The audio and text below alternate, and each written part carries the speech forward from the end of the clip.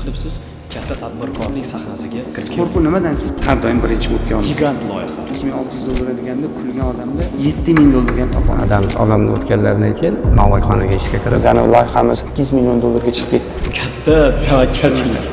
Qo'rqmas ijodkor desak ham bo'ladi. Maqsad Mansurov.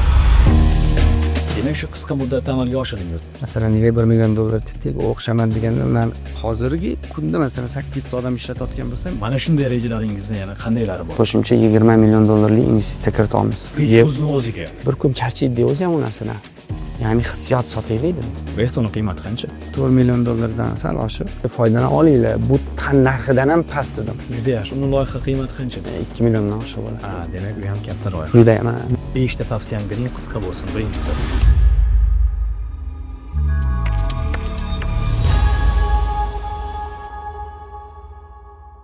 Assalomu alaykum, hurmatli tomoshabinlar. Xarizma loyihasi ilk sonini sizning e'tiboringizga havola qiladi va bugungi mehmonimiz siz uchun taniqli bo'lgan inson, tadbirkor Maqsad Mansurov. Xush kelibsiz. Assalomu alaykum. Kayfiyatlaringiz yaxshimi? Sizni ko'rib xursand bo'ldim. Har qanday inson o'z hayoti davomida insonlarga manfaati tegishini xohlaydi va eng asosiysi mana shu manfaatning tagida insonlarning og'irini yengil qilish va ularni qalbiga bir xursandchilik ulashish, bu o'ylaymanki ezgulikni istaydigan har qanday insonda bor. Va mana shu ezgulik aynan sizda ham mujassam desam mubolag'a bo'lmaydi. Chunki sizni bugungi kunda aynan Centris Group holdingingizda kamida 800 dan ortiq xodimlar o'z faoliyatlarini olib borishadi va tomoshabinlarimizga ma'lumot bo'lishi uchun biz ba'zi bir tadbirkorlik faoliyatidagi nomlarni sanab o'tamiz. Ulardan eng asosiylari bu Print.uz va hammaga mashhur bo'lgan, jumladan menga ham mashhur bo'lgan bu Resto va undan tashqari ko'p avtomobil ishqibozlari uchun ma'lum va mashhur bo'lgan Blackstar, Car Wash va bularni biz har suhbatimiz davomida ro'yxatini ko'plab keltirishimiz mumkin. Xo'sh, biz Maqsad Mansurovni tadbirkor sifatida yaxshi taniymiz, lekin aslida Maqsad Mansurov kim? Assalomu alaykum yana bir bor, rahmat taklif uchun. Ismim Maqsad, yoshim 37 da. Yaxshi oilada tavallud topganmiz. Oilamiz katta, serfarzand oilamiz, eng kenja farzandi bo'laman. Yoshlikdagi ham orzuyim bizada kunyerimiz rahmatli tog'am mana Saidurahmon berdi bo'lardilar. Shularga qarab har doim direktor bo'lamiz degan niyatimiz bo'lardi, lekin bu direktor nimaligini tushunmaganmiz. Shu direktor degan nomni eshitganmiz va tog'amni shu kasbim shunday galstukda yurganlarida bir narsani bir qoyillatotli degan anaqamiz bo'lgan va rostlanib qoyillatganlar. Kumirimiz shu bo'lib, butun umr halizgacha esimizda kim bo'lasan katta bo'lsang, tog'amga o'xshagan direktor bo'laman dedik. 9 yoshimda adam olamni o'tganlaridan keyin mas'uliyat bo'ynimizga tushgan. Endi hozir kulgilikdek yoki ishonchsizlikdek tuyulishi mumkin. 9 yosh bolani bo'ynida nima mas'uliyat bo'lishi mumkin deganda, o'sha yoshlikdagi orzular to'xtab qolgan. Ya'ni bir lagerga borish yoki bir qanaqadir to'garaga borish yoki bir futbolist bo'lish yoki va hokazo shunaqa narsa. Asosiy maqsad nima qilib uyga onamlarga yordam berish. Nima qilsam yordam bersam degan narsa bilan shu 9 yoshim adam o'tganlaridan keyin sirazu ishga kirganman. Navoiyxonaga ishga kirib, har kun 2 tadan keyinchalik 4 tagacha ko'tarilgan non olib kelardim. O'sha bir kunlik xizmatingizga 2 dona non olib. 2 ta non boshlashga shunaqa, keyin 3 oydan keyin qo'limizdan bir hunar kelgandan keyin boshida shu olib berib non taxlagan bo'lsa, keyinchalik o'sha zuvalasi bormi? Nonlarni xamir qorishni boshlab oldim. O'shani qilgandan keyin 4 tagacha chiqqan. Bu narsa menga zavq bergan. Shu men bir narsani uddalaman, shu 2 ta bo'lsa ham nonni topish yo'lini bilar ekanman degan narsa. Lekin o'qish ham bo'lgan. Men parallelni o'qishni ham yaxshi o'qiganmiz va o'qishdan keyin hamma qanaqadir o'yin bilan band bo'lsak, qanaqadir lagerlarga, kanikulga borsa biz ishlardik.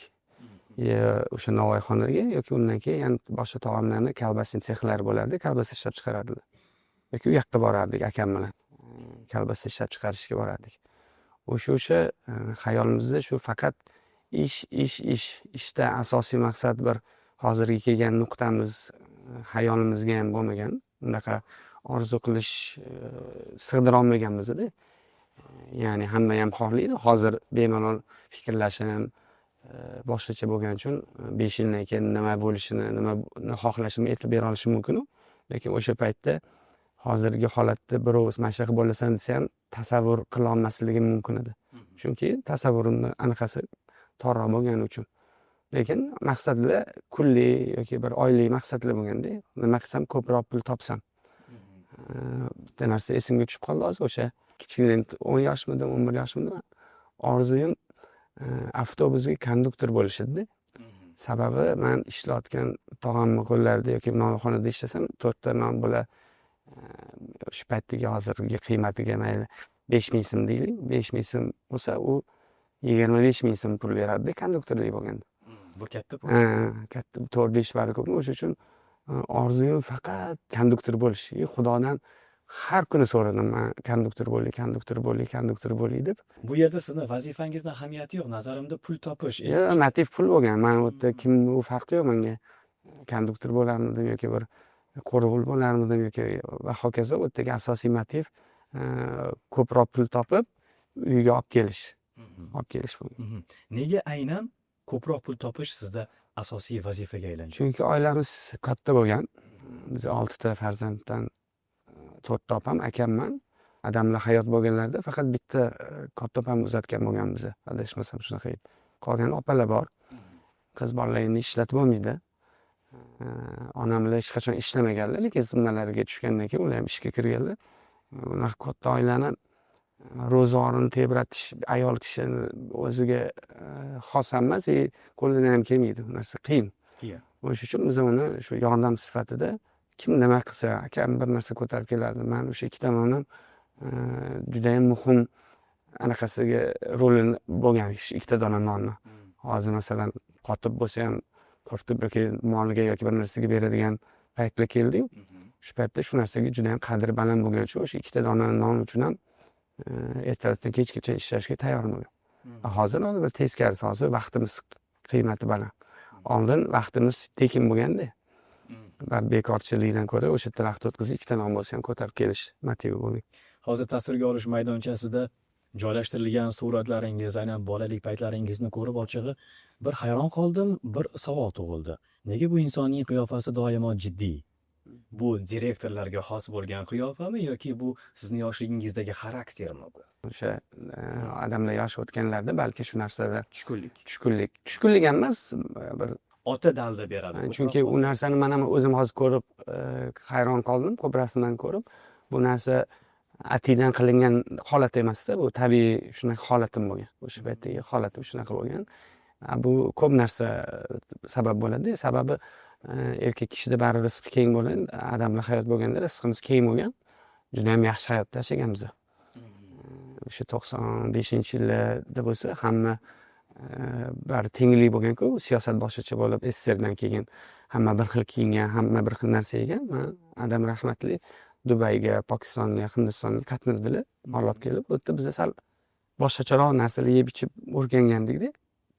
Keyin ular hayot olamda o'tganlaridan keyin rizq ularga bog'lanib berilgan ekanda, ko'proq narsa bizda o'zgarish juda ham baland gradusda o'zgarib ketganda hayotimiz 1 yil mobaynida pastga qarab bu narsaga biz o'rganmaganmiz-da. O'sha narsa nima tushkunlikka tushgan bo'lsa kerak-da, bu narsani qabul qilish og'ir. Yaxshi yashab turgan inson yaxshiligiga tez ko'nikadi, yomonligiga sal qiyinchilik bilan, lekin alhamdulillah bo'ynimizga olganmiz. Onamlar ham biz ham shu narsani işte bo'ldi, bu hayot shundan iborat, taslim bo'lishi yo'q. Bu narsa bizani faqat kuchli qildi. Biz shukr qilamiz. Mana bugun sizni otangiz haqida bir muncha gaplarni gaplashdik, lekin eng asosiy masala har qanday erkak kishini yoshligida, bolaligida otasi bilan bo'lgan bir qiziq yoki shirin xotirasi bo'ladi. Otangiz bilan bo'lgan birorta shirin xotirani eslay olasizmi? Men ko'p narsani eslay olmasligim mumkin, chunki 9 yoshimda o'tganlar. Ungacha men esimda, что men eng erkak farzand, kenja farzandman, eng erkak farzand bo'lganman. Qatga borsalar meni olib yurganlar har doim va qo'ynilarda o'tirganman. Shu narsa esimda, har doim oyoqlarim ustida o'tirganman. erkalikni bizani biz emas hamma farzandlarni yaxshi ko'rardilar. U narsa menga ham o'tgan, men ham bolalarni juda qattiq yaxshi ko'raman. Juda ham ko'p erkalardilar va har bittamizga klichka deydimi, laqab deydimi, erkalab o'zimizni nomimiz bilan hech qachon chaqirmaganlar. Ya'ni hammamizni qanaqadir nom bilan erkalab chaqirganlar, shu narsa esimda. Ana sizni faoliyatingizda ko'rishimiz mumkin, juda katta tadbirkorlik faoliyati bordi. Sizni yoshligingiz esa chiptachilik, novvoychilik bilan boshlandi va undan keyingisi qiziq. Qanday qilib siz katta tadbirkorlik sahnasiga kirib keldingiz? Ya'ni shu novvoychilikdan keyin, chiptachilikdan keyin qanday ishlar bilan shug'ullandingiz? Qayerlarda tahsil oldingiz? Shular qilsa. Xo'p, men o'sha tog'amnikida ishlardim, kolbasa sexda ishlab yurganimizda bir kuni onamda Xojona u paytda kasetalar bo'lardi.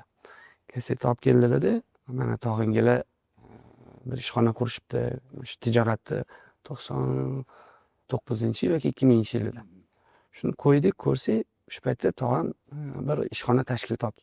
Anaqa u paytda ЧП degan yakka tartibdagi tadbirkor bo'lardi, menimcha. ЧП Mamasaidov degan korxona ochib, o'sha yerda bir endi poligrafistlar bu narsalarni terminlarni tushunadi, tegel, printer va shunga o'xshagan narsalarni qo'yib bir ishxona tashkil qilgan ekanlar. Uni biz videoda ko'rib, shunda tog'am bor ekanlar, biz bu yerda nima qilib yuramiz, tog'am yonlariga boramiz degan bir anaqa uyg'ongan ilhomlanish, xohish. Keyin onamlar akalari bo'ladi, Rahmonbek tog'am. Ularga telefon qilganlar, shunaqa ozgina qiyinchilik bizada bu yerda imkon bo'lsa, shu yoningizga borib bolalarim bilan ishlasak deganmiz, u tog'am imkoniyat berganlar bizga. Kelinglar deb uy joy berib, ishxonalarga joylab, O'rizorda ofis market taklifnomalari degan bino bo'lardi. U yerda poligrafiya yo'nalishi, taklifnoma yo'nalishi va konservator yo'nalishi bo'lardi. O'sha men bilan akam, men 14 yosh edim, akam 15 yosh edi.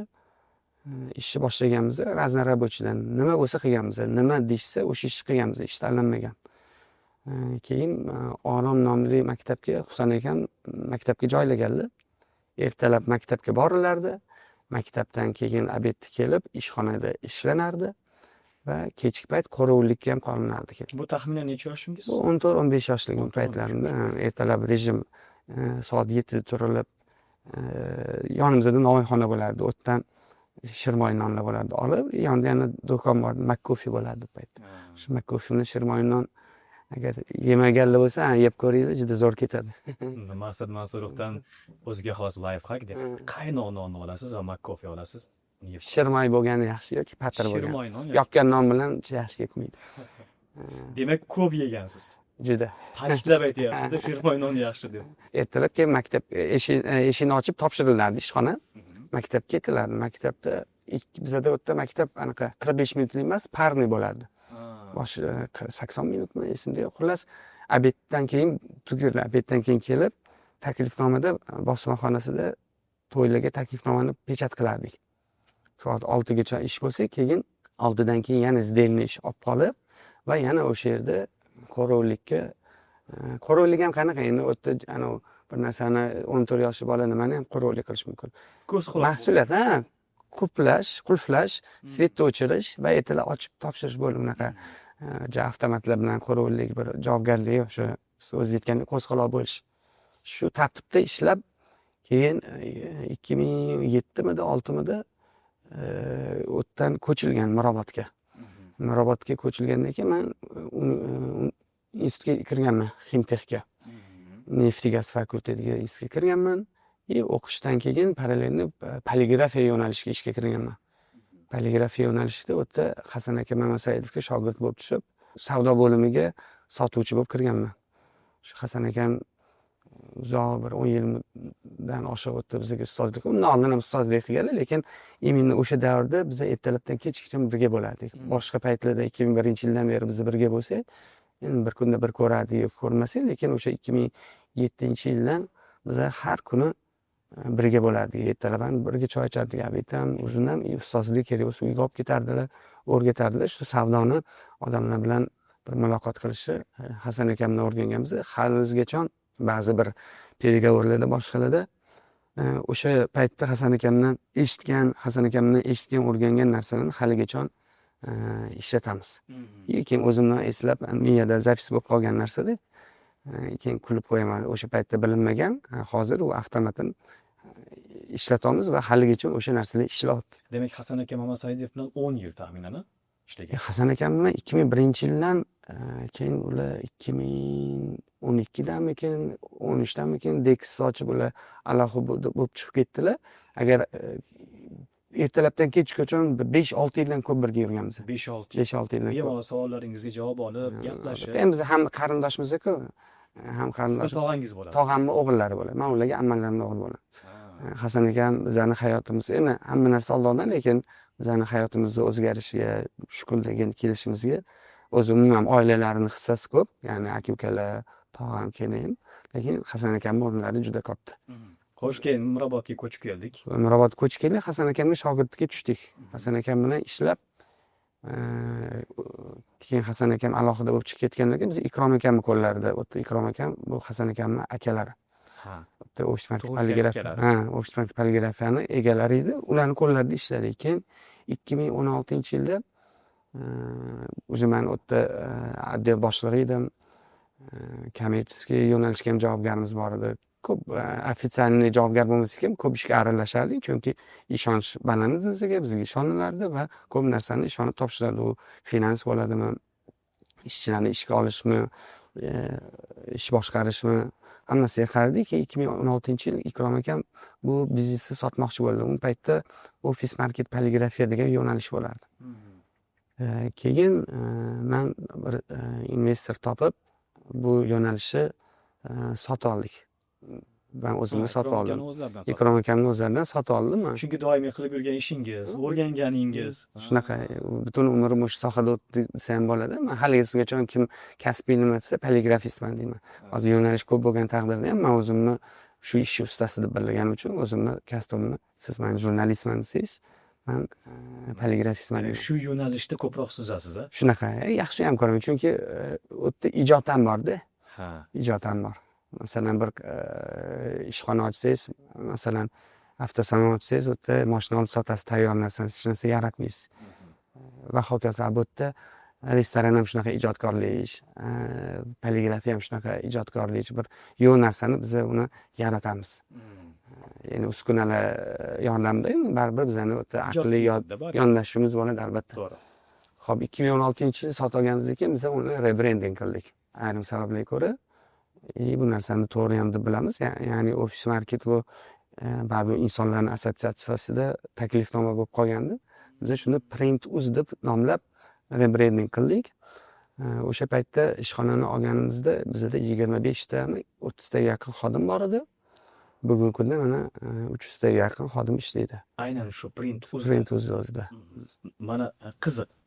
Oddiy kichkinagina poligrafiyadan bugun 300 nafar xodim ishlayapti. Bu vaqt oralig'ida, demak, xodimlarni olib kelishdan tashqari kompaniyani kengaytirish, mijozlar sonini oshirish. Demak, shu qisqa muddatda amalga oshirdingizmi narsani? Qisqa emas, keyingi yil 10 yil bo'ladi. 10 yil bo'ladi. Bu poetapni bo'lgan, sekin-sekin, qadamma-qadam bir necha tashkillashtirgan narsamiz bu sotuv bo'limini biza meni ko'rgan, endi o'sha yerda ishlab yurganimizda bizda ko'p narsada palnamochi bo'lganini bilaman, lekin qarorlar qabul qilish bizaga emas edi. Biz endi Hasan akamni ham, Ikrom akamni ham hamma yaxshilik, to'g'ri qilgan qarorlarni ham va noto'g'ri qilgan qarorlarni ham ko'rib katta bo'ldik-da. Bu bizning eng katta yutug'imiz.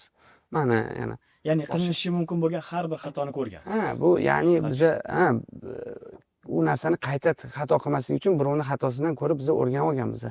Ya'ni bu poligrafiyani Hasan akam tashkil qilgan bo'lsalar, Ikrom akam davom ettirgan bo'lsalar, ular uchun bu yengillik bo'lganda. U xato qilish bu однозначно tabiiy holatda. Biz shuni xatoni ichida katta bo'lganmiz va birovni misolida, birovni hisobida boshlasa ko'rib, bo'ldi, demak, tajriba bo'lgan, lekin bir niyat bo'lib, bir kun mana poligrafiya ochaman degan niyat bo'lmagan. Xudoning o'zi, chunki biz ularning qo'llarida ishlaganda rozi bo'lib, xursand bo'lib, yaxshi pul topib yurganmiz. Hech qachon anaqa sotib olish yoki bir qachondir chiqib ketib poligrafiya o'zimizga ochamiz degan niyat shaxsan menda bo'lmagan. Lekin Xudoning taqdiri bilan shu narsa bo'ldi. Olgandan keyin demak, o'sha paytda nima xatoliklar bor edi, nimalar bo'lgan, bo'ldi, to'xta. demak mana bu yo'ldan ketish kerak emas, mana bu yo'ldan ketish kerak degan o'zimda taxminiy bir anaqalar bor edi, rejalar, qadamlar bor edi. Va mani eng katta yutug'im sherigim judayam kuchli moliyachi, moliyani o'sha anaqalarni, qonunchilikni judayam yaxshi tushunadigan inson edilgani uchun man eng slabit tomonim shu bo'lgan. Moliya va налоговый tizimni bilmasligimda bo'lgan. Ular bilan man ular bilan kelishuvdim. Bo'ldi, man inshaalloh ishni tashkillashtiraman, sotuv bo'limini ham, ishlab chiqarishni ham, insonlarni ishlatishni ham hammasini yo'lga qo'yaman. Faqat единственный mendan buxgalteriyani va moliyani so'ramay turasiz. Bunga o'zingiz qarab turasiz. Bo'ldi. Shu Hasan akam yaxshi gapiryapti, men bu narsani ko'p joyda aytaman, 1+1 2 emas 11 deydi. Ya'ni sherikchilikdagi baraka yoki kuch shundada. Siz o'zingizni kuchli tomoningiz bo'ladi, ularning o'zlarining kuchli tomonlari bo'ladi. Bo'ldi, kelishuv shunaqa bo'lib, shu bugungacha yetib keldik. Bugungi kunda mana poligrafiya yo'nalishimizda 300 dan ortiq odam ishlaydi va kengayish taraddudidamiz hozir. Bizda hozir 50 sotuli joyda ishlayotgan bo'lsak, 4 gektarlik joy oldik va yil oxirigacha qo'shimcha 20 million dollarlik investitsiya kirita olamiz. Bu Printuzning o'ziga. Printuzni qarang, biz poligrafiyani 2-3 ga bo'lganmiz. Ya'ni Printuz bu promo produkt. Ya'ni jurnal, katalog, bilet, mana shunaqa narsa. Biz buni qoshida yo'nalish Centris Print deb ochganmiz. Bu upakovka, qadoqlash. Mahsulotlarni qadoqlash. Hozir yana ikkita yo'nalish qo'shamiz. Centris Cup, bu ya'ni stakanchiklar va Centris Craft. Bu ya'ni craft paket upakovkalar. Shu yo'nalishim, lekin hammasi bosmaxonaning ichidagi narsalar. Uni ham bir vaqt bo'lsa, alohida sababini ham tushuntirish berishim mumkin nimaga bo'lganimiz. Hozir biz mana 4 gektarlik yer oldik. U yerda 20 ming kvadratlik bosmaxona ishlab chiqarishi bo'ladi va 7 ming kvadratlik ofis va yotoqxona. Ya'ni viloyatdan ham xodimlarni olib kelib bemalol sharoitini qilib berib, o'sha yerda ishlab, o'sha yerda qolib, yashab qolib ish imkoni bo'ladi. Sababi bunga ham alohida to'xtalib o'tmoqchiman. Bugungi kunda yosh avlod Toshkent shahrida ishlash juda ham sust. Hammasi ham emas, lekin juda bizda endi mana 10 yillik tajribam bo'lsa, 10 yil oldin yoki 5 yil oldingi yil ham oson bo'lgan. Ya'ni o'sha 18 dan 27 yosh, 30 yoshgacha bo'lgan bolalarni ishga olib ishlatish 5 yil oldin ham osonroq edi. Hozirga ko'ra. Men sababini bilmayman. Endi aniq nomlashyapti ularni. Nom berib, avlodlarni. Menimcha u nomlanishi qanchalik to'g'ri bilmadim. Menimcha shu internetda sotsial setlarni, Instagram bo'ladi, Facebooklarni, shularni ta'siri bo'lsa kerak deb o'ylayman. Hayotga yengil qarash. Mana bunaqa hayot bormikan? 10 yil oldin Instagramda bu narsalar bo'lmagan paytda, 10 yil, 15 yil oldin siz bir qishloqda yashab yurgan bo'lsangiz, siz bu narsalarning borligini bilmaysiz. Va to'g'ri hayotda to'g'ri maqsad bilan yashab, qo'yingizni ko'paytirish yoki molingizni ko'paytirish yoki shaharda ham bo'lasizmi, birovni ko'rmasa, o'sha mahallangizdagi odamlarni ko'rib, o'shalarga intilib borasiz. To'g'rimi? Xuddi shunday. Bu hozir butun dunyoni ko'rgandan keyin, hayot mana bunaqa ekan-ku. Ya'ni yo'q narsani orzu qilishni boshlaydi, imkoniyatidan ham kengroq narsa. Bu yaxshi. Orzu qilish aslida sizni Alloh taolo bilan bog'laydigan narsa.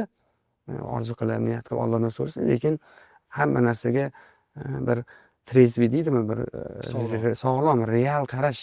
Ya'ni sen uni niyat qilishing, maqsad qilishing yaxshi, lekin sen shunga qarab borishing kerak. ishdan ish chiqadi. O'zi quvvating yetadimi? Albatta, ishdan ish chiqadi. Ya'ni men o'zimni misol qilib aytib bersam, ba'zi xodimlarga erta yetib berayotgandek tuyuladi ularga. Mana bizda ham shu yerga guruchlik bo'lib kirganmiz. Keyin bu seni o'zing qobiliyatingga qarab, sen ham bir narsadan boshla, ishdan ish chiqadi. Siz ham bugungi kunda shu hozirgi egallab turgan lavozimingizgacha sraz kelib qolmagansiz-ku. 10 yillik, 15 yillik mehnatingiz. Bular hozirgi yoshlar tez bo'lishni xohlaydi yoki ya'ni birdan o'sha manzilga tushib qolishni xohlaydi. Agar tusha olmasa, keyin nima? Shunga tushib, o'zimga demak meni qo'limdan shunday depressiyaga ham tushadi, boshqa ham bo'ladi. Masalan, sal video olish yaxshiroq bilsa, bloger bo'ladi, 400-500 dollar topadi, lekin bu narsalar vaqtinchalik deb bilaman-da. Bular kasb emas, hunar emas. Manaman degan o'sha biza bilgan hozir nomlarni aytsam hurmatsizlik bo'lmasin, yaxshi hofizlarimiz, ashulachilarimiz, boshqamiz davri o'tdi-ku. to'g'rimi? Qo'lida hunar bo'lmasa, bu ushlab turish juda ham qiyin bu narsalarni bilaman. O'sha blogerlik bo'lish ham juda ham qiyin deb bilaman, ushlab turish. Har kuni vaynni olish, to'pda bo'lish boshida. Lekin undan tashqari qo'lida hunari bo'lish kerak deb bilaman-da, erkak kishini ayniqsa. O'sha erkak kishi 40 ta hunar kam deydi va u narsa talant bo'lish kerak. Ya'ni blogerlik ham bir san'at bu. Uchun bunga ham bilim kerak. albatta unga ham o'qish kerak, bilim kerak. O'shanga bolalarni ko'pi ishlagisi kelmayapti. Biza o'sha yotoqxonani qilishdan maqsad viloyatlardan bolalarni olib kelish. Agar u ham ish bermasa, biza chetdan o'sha Hindistondanmi, Urdularmi, Pokistondanmi ishchilarni olib kelish niyatimiz bor. Sababi biza yil oxirigacha ko'chib o'tsak, biza yil mobaynida hozir 300 ta bo'lsa, biza 2000 tagacha ishchilarni sonini ko'paytirmoqchimiz. Sababi biza hozirgi aktivimizdan 4-5 barobar ko'proq investitsiya kiritamiz. Bor narsadan, ya'ni qadamni qarshi katta tashlaganmiz, unga bizga yaxshi ishchilar, xodimlar kerak. U yerda bugungi kunda o'sha $300 dan $10,000 topish mumkin bo'lgan sharoitlar bor bizning Toshkentning o'zida. O'sha uchun Toshkent shahrida, endi viloyatlarni bilmayman, Toshkentni tahlilini bilaman. Toshkent shahrida ish yo'q, ish topolmayman deydigan odam u yolg'onchi bo'ladi. Yo o'zi nisbasovni bo'ladi, xohlamaydi yoki nisbasovni qo'lidan hech narsa kelmaydi, bo'ldi boshida u demak o'sha kechkirim nardikorligini qilish kerak. Maqsad aka, mana ko'pchilik insonlar zo'r masalani ko'tardingiz. Chetda borib ishlashni ma'qul ko'radi. Vaholanki o'sha topiladigan moliyaviy o'sha darajasini O'zbekiston bilan solishtirganda u qadar katta farq qilmaydi. Shunaqa. Farq shundaki, oilasidan yiroqda va og'ir mehnat qilishadi. Go'yoki chetda ishlasam men ko'proq pul topaman degan qarashlar ham yo'q emas. Siz qanday fikrdasiz? Men shu narsani mana Moskvaga ko'p qatnayman. Bu meni eng katta orzuim, bugungidagi eng katta orzuyimdan bittasi shuki, tezroq ko'proq ish o'rinlarini yaratsam, shu hech kim ketmasa. Shu O'zbekiston o'zida mayli uni har narsani bitta meni o'zim qo'limdan kelmasa ham, lekin o'sha hissasi ozgina bo'lsa ham hissamni qo'yish. Sababi shu tamojnikni o'zidan boshlanadi. Hurmatsizlik bizani anaqa yurtdoshlarimizga. Bular mana oilasidan yuradi, boradi. Men gaplashdim, ularning yashash sharoitini ko'rsangiz, bir xonali uyda 20 ta odam yashaydi, birinchi smen va ikkinchi smen. Ya'ni 10 ta odam ertalab ketadi, kech payt kiradi, ya'ni alish-balish ishlashadi. Patent puli bor, boshqa bor. Hisoblasam, necha pul olsan, $8 pul dedi. $2 patentiga, $100 проживаниесga, ya'ni $100-200 nimadirga ketadi, musofirchilik bu. $300-400 pul orttirar ekan. Xo'p, Toshkentda ham bor-ku shunaqa ish. Mana bizda baribir bu yerda mardikorchilik qilsan, keyin mo'ykada ishla. Bizda yaxshi mo'yshiklar bir kunda kamida 1 million pul topadi. Bir kunda 1 million. Bir kunda 1 million pul topadi, yaxshi mo'yshik. Ofitsiantlar bir kunda 1 million pul topadi. Sen nimaga, qaysi anaqa bilan ketding desangiz, u yerda yig'iladi pul deydi. Shu tushunchasi bor ekan. Ha, shuni eng qora. Men 80% shuni aytib, bu yerda yig'iladi, bu yerda yig'iladi. Demak, chuqur o'rgangansiz bu yo'nalishni. Demak, ularni shu ongi shunaqa, shu uydan uzoqda bo'lsam, shu yerda yig'iladi, ular xarajat demaydi. Qanaqasi o'sha yerda ham yig'sang bo'lmaydi desa, yo men yo'q bo'lsam kamroq yeydi deydimi yoki bilmadim ularning tushunchasi qanaqa, lekin Toshkentdan ketish uchun meni hisobim bo'yicha eng kamida 5 barobar ko'p pul topsangiz, ketsa balkim to'g'ridir. Ya'ni $500 topayotganim $2,000-2,500 oylik bo'lsa ketish kerak. Lekin 2 baravariga ham arzimaydi bu narsa. Musofirchilik o'tda issig'ingiz bor, sovug'ingiz bor, kimdir o'lib qolishi bor, kasali bor, bolalardan mehr, u pul bilan o'lchanmaydigan juda ham ko'p narsalar bor-da. Toshkentning o'zida aytolmayman-ku, bitta menda emas, sanoat juda ham ko'p.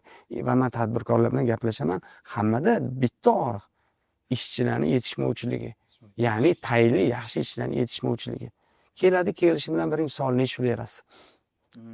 Bu asan to'g'ri odam keladi, nechta pul bersangiz ishim boshlayman. Bir ko'ring. Menga vaqt bering, ko'ring, bir oydan keyin o'z albatta bu endi частный sektor haqida gap ketaman. Davlat ishlamaganman, o'ta tartibini tushunmayman. Частный sektorda hamma rahbariyat kuzatib yuradi. Har bitta ish beruvchiga yaxshi sposobni ishchi kerak. Ko'rsa, u masalan oddiy grushchik olgan, lekin uni salohiyati undan balandmi, sekin don tashab to'g'ri ma'noda bu yoqqa o'stirib juda ham xursand. Men man va boshqalar man bilganlar hamma tayyor shu narsaga. Tajribangizda shunaqalar bo'lganmi ishchilaringizda? Ya'ni oddiy ishchi bo'lib kelgan va bugungi kunda sizni qaysidir tadbirkorlik faoliyatingizda yetakchi o'rinlarda ishlaydi. Hammasi shunaqa. Mendagi hozirgi top menejment menejerlar, boshqaruvdagi bolalar hammasi oddiy bola bo'lib kelgan. Bittasi ham ko'chadan rob deydiman, ko'chadan direktorni olmaganman hech qachon. O'zingiz tayyorlagan. Hammasi. Mana hozirgi Brain Tools'ni aytyapsiz, 2000 ga nafar inson ishlaydigan sharoit yaratamiz deb. Ularning oyligi taxminan qancha bo'ladi? Eng kami 3 milliondan boshlanadi. Eng kami. Bu razor hech narsani bilmaydigan. Pul, yeb ichari qanaqa? Shunaqa bepul. U ham 3 mahal ovqat. Faqat 3 million so'm kelib oyga ishlaydi. Keyin darajaga qarab ko'tarib boradi. Bu hech narsani bilmaydigan odam uchun. Keladi, ana olib borib olib kel deydigan bolaga. Guruchnik deydimi yoki razin rabochiy deydimi shunaqa. Bu uskunaga ishlaydigan odamlar bugungi kunda bizda 10 million, 15 million, 20 million oladi uskunada ishlaydigan. Yaxshi oyliklar beramiz biz. Demak, siz tadbirkorlik faoliyati bilan ishlab, odamlarni ishlatib pul berish emas, balki bugungi kunda tadbirkorlarni ham tarbiyalayapsiz desak to'g'ri bo'ladimi? Endi Mustaqil tadbirkorlar. Bunaqa desak endi anaqa hamma har xil tushunmasa, lekin niyatim u emas. Meni asosiy niyatim hozirgi kunda ish o'rni yaratish va ozgincha bo'lsa ham sababchi bo'lish, shu bizani yurtdoshlarimiz chetga borib xorlanmasligi. Sababi yana bir bor aytaman, men o'zim har gal har qanaqa yo'lni ko'rdim, sipam oldim. O'z biznesda uchamiz, har qanaqasiga borganda ham meni o'zimni 2-3 soatlab ushlab o'tirib, dapros qilib, kerak emas asabiysizga buzadigan savollari bor. Endi biz ozgina bo'lsa ham gaplashib bilamiz, bir o'zimiz o'rnimizni bilamiz, shu ularga hurmatsizlik qilishga yo'l qo'ymasak ham, bizning yurtdoshlar 200-250 ta borgani hammasini shu tamojini o'zidan boshlab qo'yga bo'lgan munosabat, qulga bo'lgan munosabat o'sha yerda o'zidan boshlanadi. Endi u shahar ichida bilavering qanaqa munosabat bo'lishini. Ular shu narsaga sabr qilib boshqa qiladi. Shu narsani Toshkentning o'zida, O'zbekistonning o'zida sharoit yaratib, men 2000 ta qilib, yana kimdir va tadbirkorlar 100 mingtadan ko'p tadbirkor bor. 100 mingta tadbirkor har bittasida 2 tadan ishlasa 200 mingta bo'ladi. 10 tadan ishlasa 1 million bo'ladi. Bo'ldi, u ancha narsani yechimini topib beradi. Yechimi chiqib ketishga hojat yo'q.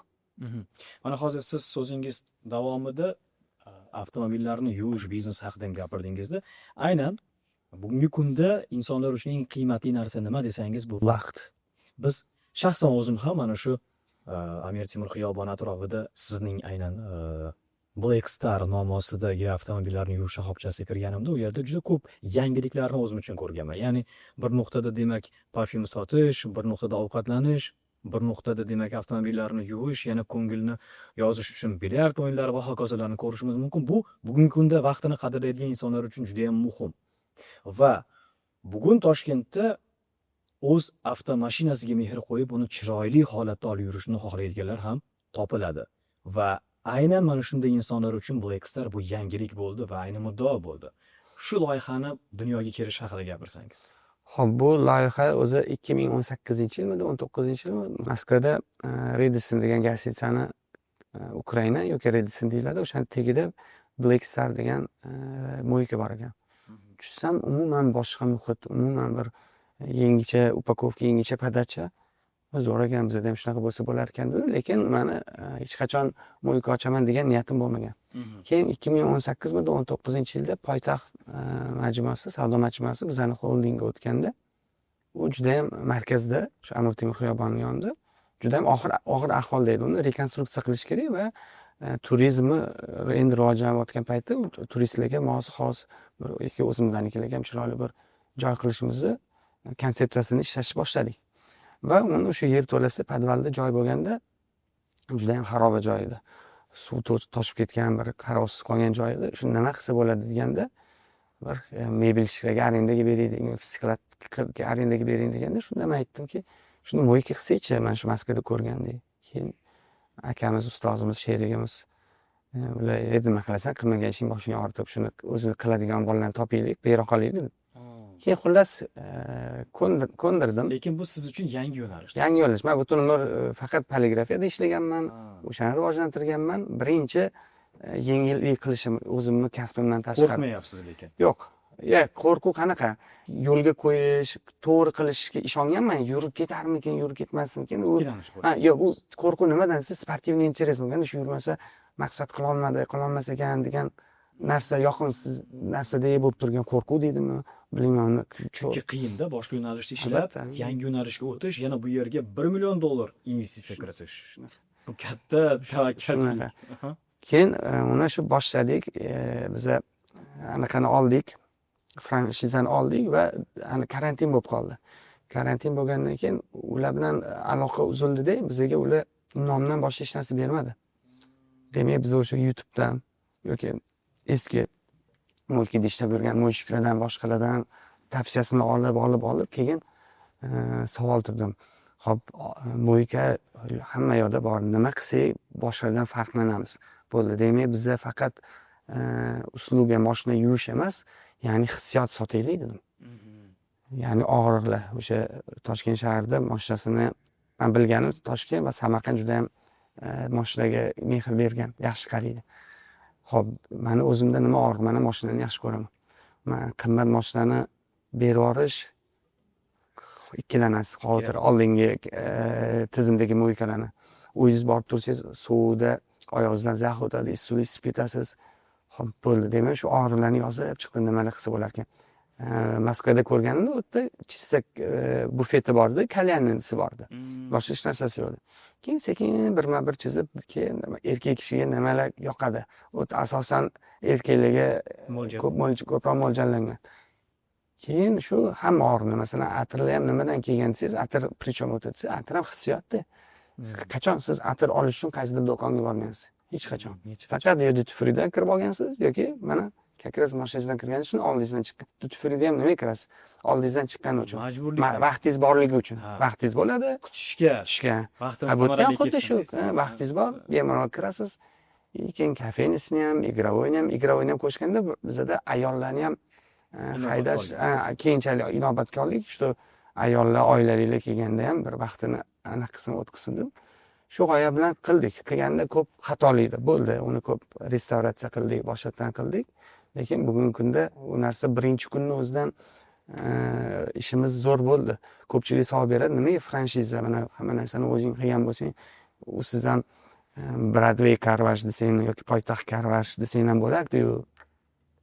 To'g'ri bo'ladi, lekin bu narsa o'sha paytda 2019-yilda Blackstar juda ham populyarni bo'lgan payt, mashhur bo'lgan va bu bizga juda ham ish bergan. Ochilganda insonlar nima ekan u Blackstar, qanaqa ekan degan bizga oqimni qilib bergan. Va o'sha uchun bugungi kunda men franshiza tarafdoriman boshqa yo'nalishlarga. Chunki baribir o'shani kinoda ham bor, mahalla dudu gapdamida. Xo'rozqon chet ellik desang yotoqli yalaydi dedik. Bu tabiiy bor gapda, u o'sha 50 yil oldingi kinoni bilmayman, haligacha aktual bu narsa. Xuddi shunday. Haligacha insonlarda bu endi hissiyotda inson o'sha kiyayotgan kiyimi yoki taqayotgan soati, o'sha soat ham nima sotadi desa, hissiyot sotadi-da.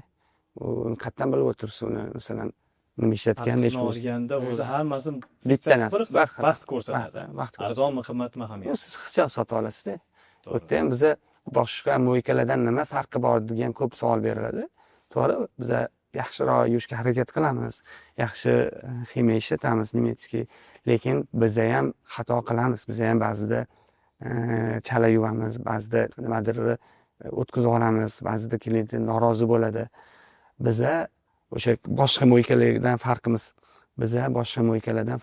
Biza hissiyot beramiz. Inson kelganda bir mazza qiladi, dam oladi. Toza mashinasidan tashqari qo'shimcha qiymatli bor. Shu vaqtini bekorga o'tkazmasligingiz.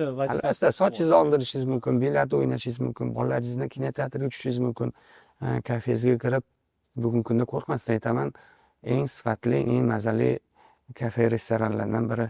Ya'ni biz o'tdagi qo'yilgan zadachamiz o'zimiz kirib yeyishimiz mumkin bo'lgan narsalardan qilingan. Ya'ni men kirsam boshqa masalada, siz kirsangiz boshqa masalada qilinmaydi. Ammo bugungi kunda uyda zavtr qilsam, obedni ham, ujinni ham shu o'zimni kafe restoranlarimda qilaman. Sababi ikkita. Birinchisi ishonaman yaxshi sifatliligiga, ikkinchisi buni nazoratini qilib turish kerak bari. Doimiy. Endi qarang, $1 million bu poytaxt loyihasi uchun tikildi. Lekin muqobilida oradan ko'p vaqt o'tmasdan Mirobod loyihasi amalga oshdi. Uni qiymati $4 million deb eshitdim. Shunaqa 3 milliondan ortiq 4 millionga yaqin. Sababi u yerda investitsiya joyiga ham qilingan. Poytaxt торговый sentri biza joy o'zimizniki, lekin baribir film modelimizdan arendasini hisoblaymiz. Bu yerda biza sotib oldik joyi. 120 taga yaqinni anaqani sotib oldik. Garaj o'rnini. Parkovka o'rnini sotib oldik. Shu $2 million oshiqroq pulga va yaxshiroq narsalar qilganimiz uchun sal remontiga ham ko'proq pul ketdi. Bu yerda ko'proq kinoteatr bor, Kinoteatr bor, qo'shimcha o'yingohlar bor, shunaqa. Kafesi ham kattaroq va zamonaviyroq. Xo'p, demak siz ikkilangan tadbirkorlik faoliyati bugun o'zini oqladi. Niyat bormi yana ochish? Mo'ykanmi yo boshqa avtomobillar bor. Biz mana 2027-yilda Centris Towers binomiz bitganda tegida ochmoqchimiz. Uni lekin Black Star deb emas, boshqa nom bilan ochmoqchi. Centris Car Wash deb ochmoqchimiz. Juda yaxshi. Uni loyiha qiymati qancha bo'ladi taxminan? Uni loyiha qiymati endi joyi o'zini hisoblamaganda 2 milliondan oshiq bo'ladi. Demak, u ham katta loyiha. Juda ham yengilliklar juda ham zo'r bo'ladi. Hozir mana Mirobodda ko'rayotgan narsalarni o'zida odamlar vau, shunaqa qilsa bo'lar ekanmi degan narsadan ham zo'r narsa qilmoqchi. Lekin doimo gavjum. Demak, odamlarga yoqyapti. Narx borasida ham tortishishni nazarimda keragi yo'q, chunki haqiqatda borilganda aynan o'zim ham ko'p o'sha yerda bo'laman. Taxminan haftada 3 marta o'sha yerdaman, aynan poytaxtda yoki Mirobodda. Oqlaydi, sifat shunga yarasha. Keling, shu poytaxt loyihasidagi yana bir tadbirkorlik faoliyatingizda resto haqida ham qisqacha gapirishib o'tib ketsak. Restoning qiymati qancha? Restoning qiymati $4 million sal oshiq. Bu remontini o'ziga ketgan. Bu umuman yangi yo'nalish. Bu bo'lib ham nozik yo'nalish. Ko'pchilik tadbirkorlar qo'rqishadi aynan mana shu ovqatlanish shoxobchasini ochishda. Shunaqa, bu juda ham murakkab soha ekan. O'zimga ham yo'nalishlarimiz ko'p bo'lsa, eng qiyini shu deb bilaman bugungi kunda. Buni ham tarixi shu nimadan bo'lgan? Biz o'zimiz oilaviy boradigan og'riqlar bor edi. Ya'ni men serfarzandman, bor ko'chaga chiqamiz deb kimdir burger yeyman deydi, kimdir pitsa yeyman deydi, kimdir danar yeyman deydi, kimdir panaziya yeyman deydi va kichkinalarim bor, ularga bir o'yingohi yo'q, ya'ni muammo yoki bir mehmonlar kelsa, tadbirimiz bo'lsa, boradigan joyimiz, ya'ni bizga mos keladigan joy topolmadik. Keyin o'sha poytaxtda birinchi etajimizda shuni shu yerda kichkinagina restoran qilamiz dedik va bizda har doim film model biznes planimizdan o'sha odat bo'lib qoldi, 2-3 barobar ko'p ketish. Chunki yaxshi narsani fitratimiz yaxshi ko'rar ekan, bo'lsa, bo'pti deb yaxshiroq bo'lib ketaveradi va u narsani aslida o'zimizga deb qilganda, keyin bitta nuqtaga kelganimizda bizga o'xshagan boshqa yurtdoshlarimiz ham bor, shularni ham inobatga olaylik deb keyin kattaroq bo'lib ketdi bu narsa. Bu juda ham nozik, qiyin soha ekan. Sababi bu yerda ham o'sha kadr yetishmovchiligi. Chunki ofitsiantlar o'zini bu anaqa zona deb biladi. Kasb deb bilmaydi va временni joy deb biladi. Shu подработать deydi, anaqa ozgina vaqtincha ozgina pul ishlab olib keyin ketaman yoki boshqa qilaman degan kasb bilmasligi eng katta muammo. Va o'sha bizda mana universitetlar hammasi institutlar finansist, ekonomist, yurist mana shunaqa chiqarsa, injener yoki kasb, oldin mana 2001-yilda kasb hunar kollejlar bo'lardi. Bu juda ham yaxshi edi. Shuni nimagadir oxirigacha olib borishmadi, qolib ketdi, ya'ni yopilib ketdi deb eshitdim. Bu juda ham zo'r edi, chunki injener, mexanik va umuman hunar o'rgatadigan dargohlar yo'q bizda. Bizda mana hozir yangi universitetlar, institutlar ham ochilyapti, shaxsiy. Men shularga ham mana kim agar shu sohada ketmoqchi bo'lsa, zo'r taklifim shu kasb hunar universitetimi yoki kollejini ochish. Bu sal qiyinroq, to'g'ri, chunki men bu ochilayotgan ko'p g'araz niyatdaligi ham ko'p ekanda. Nomiga ochib qo'yish, shu litsenziyasi bor, diplomini oladi, bo'lib bitirgan, uni bitirmaganini siz uni bilolmaysiz-ku ta'limni. Bu kasb hunarda bu siz hunar bilan chiqishingiz kerak, ya'ni ko'rib turadigan narsa, lekin juda ham aktual narsa. Bugungi kunda hozir o'sha hunari bor odamlar nabarot qadrlanyapti. Menda bugungi kunda hunari bor odam, oldin sotuvchi zo'r bo'lgan bo'lsa, bugun sotuvchidan ko'ra hunari bor odam qadrlanyapti. Chunki qo'lidan ish keladigan odamlar juda ham kamayib ketadi. Chunki yoshlar o'rgangisi kelmayapti. O'rgan bo'lganlar hammasi ish o'rni bor yoki bir boshqa yangi chiqib kelayotgan narsalar yo'q. Juda ham qiynalayotgan masala shu restada bu xodimlardan tekuchka judayam katta. Hozir men HR jalb qildim Rossiyadan, keyingi oy keladi. Qani ishlab ko'rmoqchimiz. Sababi hozir mana ikkita kafenimiz bor, bitta restoranimiz bor. Hozir yana ikkita restoran, bittasi kafeni Dolcetta, bu Italiya muhiti, va o'zbekona, bu o'zbek milliy yo'nalishdagi shu Brodveyda juda ham chiroyli joy qurilyapti. O'tgan bizga kadr yetishmovchiligi, ofitsiant bo'ladimi, menejeri bo'ladimi, upravляющий bo'ladimi, hostisi bo'ladimi, ular hammasi o'zimizga o'rgatamiz-da. Mana ko'p kelgan mehmonlar norozi bo'ladi. Baribir inson o'ziga kelganda talabi baland. Mana siz kafega kirasiz, mo'yga kirasizmi, siz alohida e'tibor talab qilasiz-da. Siz o'zingizni особенный deb his qilasiz va men ham xuddi shunaqa. Va unga bo'lgan munosabatda, sizga bo'lgan munosabatda siz xohlagandek bera olmagandan keyin sizni jahlingiz undan emas, restdan chiqadi.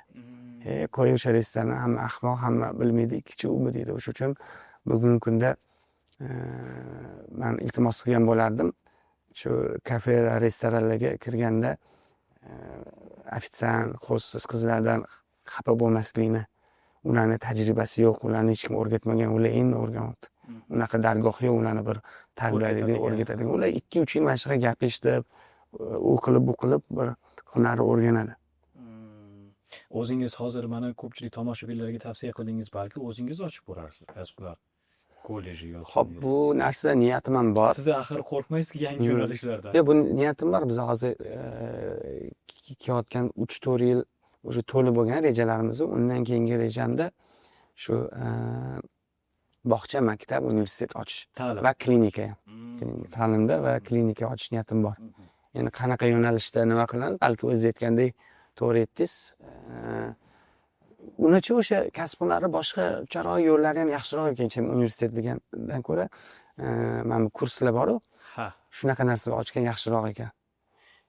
Qisqa muddatli Akademiyasini, bo'ladi, qisqa muddatli bo'ladi va tezroq bo'ladi. natijasini ko'rishingiz mumkin bo'ladi-da. Uni zo'rligi siz sirazi ishga ham joylashishingiz. Men o'zi Novikovda borib o'qib keldim restoran sohasida. Bu yerda shuni gaplashdim, hozir переговор ham ketyapti. Novikov akademiyasini ochish bo'pti. Imенно restoran sohasida. Bu narsani men tahlil qilsam, menga finansiy hech qanaqa hozircha daromadi yo'q ekan, lekin yaxshiligi men kadrlarning eng yaxshisini birinchi bo'lib o'zim olishim mumkin. Bu unaqa akademiyalarning, unaqa kurslarning yaxshiligi, siz o'tib bitirganingizdan keyin siz ishga joylab berishingiz aniq. Masalan, mana bu Space Marketing degan ukamiz bor. Ular o'sha marketing anaqasida o'qitishadi va SMM yo'nalishida o'qitishadi. Ular sirasi ishga ham joylab beradi. Chunki talab bor-da, ularga yaxshi xodimlar bo'lsa ber deydi. Va bular ham o'qitayotganda shartini qo'yadi. Yaxshi o'qisang deydi, seni ishga ham joylayman deydi. Shuning uchun balki hunarli universitetdan ko'ra bu yaxshiroq bo'lsa kerak kurslar. Mana hozir yoshlar haqida gaplashyapmiz, kadrlar haqida gaplashyapmiz. Keling, tomoshabinlarga maslahat berib o'tib keting shu yerda. Tadbirkor bo'lmoqchi bo'lgan inson, muvaffaqiyatga erishmoqchi bo'lgan inson, o'zini moddiy sharoitini yaxshilamoqchi bo'lgan inson qanaqa xarakter egasi bo'lishi kerak? Avvalambor sabrli bo'lish kerak. Tadbirkor bo'lish uchun u o'zidan o'zi hozir mana men uzoqroqdan kelaman. Ko'p menga yozadi anaqa bilan, biznes reja bilan. Taklifim bordi, ko'rishaylik, hamkorlik. Bir ikkitasi bilan qiziqish ma'nosida ko'rishni, xo'p, bo'l. Sen buni qilganmisan oldinsa? Yo'q, qilmaganman, shu eshitganman, ko'rganman, boshqa qilganman. Qanaqasiga? Tadbirkor bo'lmoqchi bo'lgan inson albatta qattiqdir ishlashi kerak. Kimnidir qo'lida shogird bo'lish kerak va umuman, masalan deylik, menda poligrafiyada ishlatdi, chiqib poligrafiya ochish shart emas. Hamma tizim почти o'xshash bir-biriga, ishxonalarning struktura tizim bir.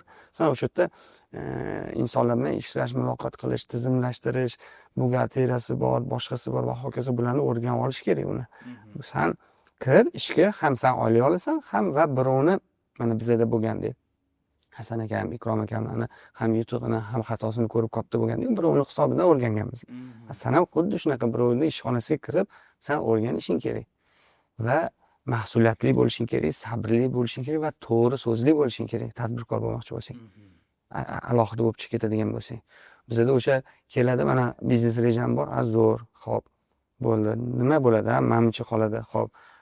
Nalogi qancha, endesi qancha, daromad solig'i qancha, dividend qancha, nima u deydi. Ya'ni insonlar tadbirkorlik degani bo'ldi bir narsani pirojki pishirdim sotdim bo'ldi degan emas. Har bitta etapi o'zini har bitta ishni o'zini etapi bor. O'sha oddiy pirojki sotishda ham o'zini qiyinchiligi bor. O'sha uchun siz uni pirojkini pishirdingiz, sotdingiz degani emas. Yoki masalan yaqinda bir joyda gaplashuvdik, Xitoy kirib kelyapti. Mana poligrafist ham bor, men eshitgandek bo'ldim. Zo'r bo'ladi, sizlarni boshqa qiladi, u qiladi, bu qiladi. Men aytdim, to'xtang. Uskuna olib keldi, investitsiya kiritdi, bo'ldi, yurdi degani emas. Bu necha yillik baza, necha yillik ishonch, brend bu ishonch deganlardek Hasan akam, bu sizdagi butun 10 yillik bosib o'tgan qadamingiz boshqa, u Xitoy bo'ladimi yoki o'zimizdaniki bo'ladimi, olib kirdi, qo'ydi, yurdi, zo'r bo'ldi degani emas. Arzon beradi, ziyoniga beradi. Farqi nima arzoniga beradimi, ziyoniga beradimi? U faqat siz oldingiz, ochdingiz, arzon berdingiz, ziyoniga berdingiz, bo'ldi, zo'r bo'ldingiz degani emas. Hamma narsa sekin-sekin boshlanadi. O'sha uchun hozir bo'ldi, men uskuna olib kelaman, birovni ko'ribdi, mana kofe sotyapmiz, men ham kofe mashina olaman, kofeni nimadir kofe ochaman, bo'ldi, men ham sotaman. Yo'q, unaqa bo'lmaydi. Demak, biz chetdan shu tashqi muhitni ko'rib, orzu havas qilib, pardani ortida juda ham og'ir, u juda ham katta mas'uliyat bor. Javobgarlik bor. Siz bitta joyda ishlayotganingizda sizga qanaqadir bitta mas'uliyat beriladi, shu narsani sotish bo'ldi. Siz ertaga buni rahbari bo'lganingizdan keyin bu narsani sotishni olib kelishi, rastamlashib qilishi, sotishi, pulini tushirishi, nalogini to'lashi, oylik berishi, arenda, svet va hokazo mingta mas'uliyat bo'ladi. Mingta javobgarlik bo'ladi. Bugungi kunda mana 8 ta yaqin odam deganingiz, bu siz shuni $100 ursangiz ham qancha pul chiqadi bu masalan oylikda? $100 oylik yo'q-ku. Bu $1 million oylik haqida gap ketyapti. Bir oy juda ham tez keladi. $1 million oylik berishingiz, arendalaringiz to'lashingiz, svetlar, kommunal ular hammasi mas'uliyat, majburiyat va bu narsani bir marta emas, siz har oy duch kelasiz bu narsaga. Har oy siz bu narsani xohlaysizmi, xohlamaysizmi bajarishingiz kerak. Arenda kutmaydi, oylik kutmaydi, svet kutmaydi va hokazo bu narsani javobgarlik olgandan keyin qilish kerak. Bu tadbirkorlik o'sha Jahongir akam aytgandek duh bo'lish kerak. Juda ham anaqa o'ziga ishonchingiz albatta. Hozir e'tibor qildim, so'zlaringizda Hasan akani qarindoshingiz bo'lsa-da tog'a demadingiz yoki bir boshqa nom bilan atamadingizda, aka yoki ustoz deb nomlayapsiz-da. Bugungi kunda mana shu ustoz va shogirdlik an'anasi birmuncha ham emas, to'liq yo'qolib ketgandek go'yo. Bugun sizni oldingizga kelgan inson 1 oy, 2 oy, ana boring 1 yil o'rganib, bo'ldi, men hamma bilimni egalladim deb o'z alohida ochganda albatta qoqilayotganlar bor. Asad aka, ustoz va shogird an'anasi nechog'lik kerak tadbirkorlikka? Bu juda nozik masala o'zi. Aslida bir shogird bo'lib tushganda har xil shogirdlik bor-ku. Ustoz tutunish bor yoki kelib rostdan nimadir o'rgansa ustoz bo'lib qolmaydi-ku. Hamma bir-biridan bir narsani o'rganadi-da. Hozir men siz menga telefonni qanaqa ishlatishni o'rgatsangiz, o'rgatgan bo'lasiz, lekin ustoz bo'lib qolmaysiz-ku. To'g'rimi? Lekin ustoz va shogird tutunish bu qalbdan bo'ladi. Og'zaki, ustoz, men shunaqa deb bilaman-da, qalbdan bog'laganingizdan keyin siz bu ustoz butun umrga ustozda. Uni yaxshi gapi ham, yomon gapi ham alohida bo'lganingizdan keyin ham, boshqa bo'lganingizdan keyin ham siz uni butun umr yelkangizda shu narsani javobgarligini his qilib yurishingiz kerak. Ishga kelganda o'sha shogirdlik tushganda ikki xil shogirdlik tushishi mumkin. Haqiqatan qalbi bog'lab ustoz shogirdlik bo'lib tushishi mumkin yoki oddiy hunari o'rganishi. Bo'ldi, uni chiqib ketayotganda albatta unisidan ham, bunisidan ham duosini olib, roziligini olish juda ham muhim. Chunki bu siz ko'karmaysiz, sizga ko'rinishi mumkin bugun erta zo'r bo'layotganda, lekin bir kun kelib baribir qalbini og'ritgan, norozi bo'lgan narsadan keyin u anaqa bo'lmaydi, yaxshilik bilan tugamaydi. O'sha uchun ustoz shogirdlik o'ynayotganda inson ehtiyot bo'lishi kerak. Qalb, chunki u yerda qalb bog'lanadi-da, sal narsa ham nozo'rat deyiladi. Siz qalb bog'lamasangiz, nimadir noto'g'ri ish qilsa, siz birovdan hech qachon xafa bo'lmaysiz-da, yaqiningizdan xafa bo'lasiz, chunki og'riqli yaqinniki bo'ladi-da. O'sha uchun bir kasbni boshlamoqchi bo'lsanglar, qilmoqchi bo'lsanglar, albatta kimgadir qo'liga ishga kirish kerak. U ustoz shogird ko'rinishida bo'ladimi yoki oddiy ishchi ko'rinishida bo'ladimi? Ustozlaringiz haqida qisqacha gapiramiz. Kimlarni haqiqiy ustoz deb bilasiz? Hasan akani bildik, Ikrom akamni bildik. Ikrom akam, Husan akam. Husan akam bor. Husan akam, Rahimber tog'am. Endi shogirdlaringizdan bormi o'zingizni qalbingizni bog'lagan, haqiqatda mana shu mani shogirdim deyilgan? Endi men qalbimni bog'lagan, birga ishlab kelayotgan, men bilan ishlayotganlarda bor-ku, men endi ularni shogird deb ayta olmayman.